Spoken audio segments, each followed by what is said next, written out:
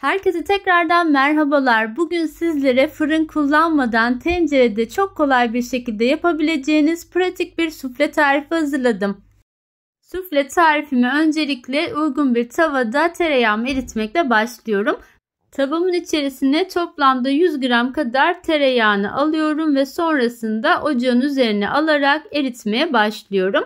Ben bu tarifimde tereyağı kullandım. Sizler dilerseniz katı yağ da kullanabilirsiniz. Şimdi tereyağımı güzelce erittim. Bunu bir kenara alıyorum ve şimdi de içerisine çikolataları ekleyeceğim.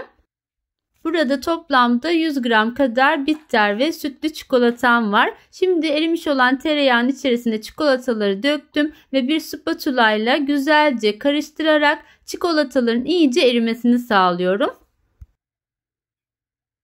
Tava içerisindeki tüm çikolatalar güzelce eriyip bu şekilde akışkan bir kıvam elde edince artık karıştırmayı bırakalım ve tavamızı kenara alarak kenarda biraz soğumaya bırakalım. Şimdi de suflemin hamuru için 3 tane orta boy yumurtayı kasemin içerisine döktüm ve sonra üzerine 4 yemek kaşığı kadar da toz şeker ilave ediyorum. Bir mikser yardımıyla toz şekeri ve yumurtaları iyice köpürene kadar yaklaşık 2-3 dakika boyunca çırpıyorum. Çırpma işlemini kısa süre tutmayın ki sufleniz yumurta kokmasın. Bu şekilde bembeyaz köpük kıvamına gelinceye kadar çırpmaya devam ettim. Ve şöyle yakından da size göstermek istiyorum. Bu kıvama gelince artık çırpma işlemini bitiriyorum. Ve içerisine 5 yemek kaşığı kadar da un ekliyorum.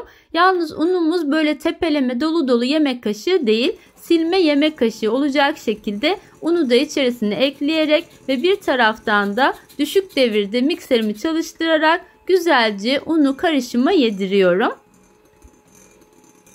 Belirtmiş olduğum un miktarından daha fazla un ekleyip hamurunuzu lütfen koyulaştırmayın. Şimdi ununu da güzelce çırpmış olduğum suflemin içerisine kenarda soğuyan çikolatalı karışımımı döktüm. Ve bu şekilde çikolatalı karışımı döktükten sonra da spatula kullanarak çikolatayı hamuruma güzelce yediriyorum. Tereyağlı çikolata karışımı kesinlikle sıcak olmasın, ılımış bir şekilde içerisine ekleyelim ve bu aşamada mikser kullanmayalım. Şöyle spatula ile çok söndürmeden karıştırarak sufle hamurumuzu hazırlayalım. Şöyle yakından da size göstermek istiyorum. Bu kıvamda olduğunda artık suflemizi kaplarına bölüştürebiliriz. Ben öncesinde sufle kaplarımı şöyle bir havlu kağıda biraz sıvı yağ damlatarak içerisine sürüyorum ve güzelce sufle kaplarımı yağlıyorum. Ben bugün suflemi 6 tane minik cam kase içerisinde yaptım. Siz bu ölçülerle dilerseniz 3 tane güveç kabında da yine tarifi hazırlayabilirsiniz. Şöyle bir dondurma kaşığıyla 2 kaşık olacak şekilde sufle hamurunu tüm kaselere bölüştürdüm. Çok böyle tepeleme üzerine gelecek kadar koymayın. Yaklaşık bir böyle parmak kadar boşluk bırakmaya özen gösterin. Şimdi tüm kaselerimi sufle hamuruyla doldurdum. Sıra geldi pişirme işlemine.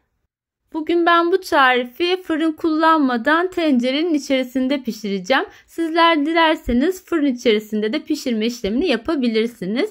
Şöyle yayvan geniş bir tencerenin içerisine sufle kaselerimi yerleştirdim ve sonrasında böyle yarısına kadar gelecek şekilde içerisine sıcak su doldurdum.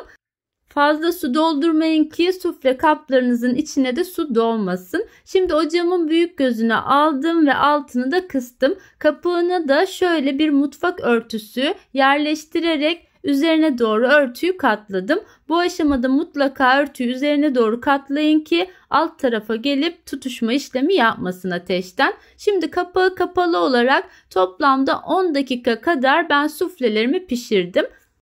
Sizler böyle daha çok akışkan kıvamlı sufle seviyorsanız 8 dakikada pişirebilirsiniz. Piştikten sonra ben üzerine şöyle biraz pudra şekeri gezdirdim ve sizlere suflemin son kıvamında şöyle yakından göstermek istiyorum. Gördüğünüz gibi içi akışkan, gayet güzel, çok da lezzetli bir pratik sufle tarifi oldu.